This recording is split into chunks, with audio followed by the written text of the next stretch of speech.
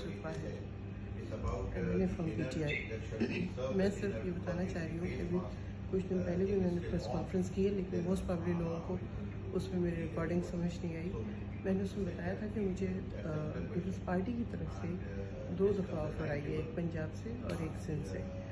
और peoples party के ही लोग थे जिन्होंने मुझे कहलवाया किसी के थ्रू, और ये ऑफ़र काफ़ी बड़ी ऑफ़र है, जो कि मेरे ख्याल में इसको रजिस्ट करना अच्छा खासा मुश्किल काम है। 16 करोड़ की थी। तो मैं, और उसके बाद आपकी नेक्स्ट सीट नेशनल असम्बली की वो भी पक्की थी, और आपको जो प्रोजेक्ट मिलते हैं मुख्तलिफ उसके लिए अलग से पैसे थे।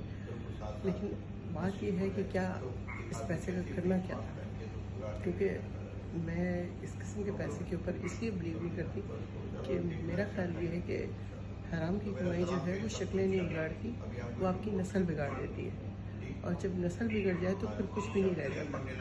तो मेरे ख्याल में थोड़े पैसे में गुजारा करना कहीं बेहतर है बनस्बत इसके कि आप हराम की कमाई घर में लेके आए। बहुत शुक्रिया।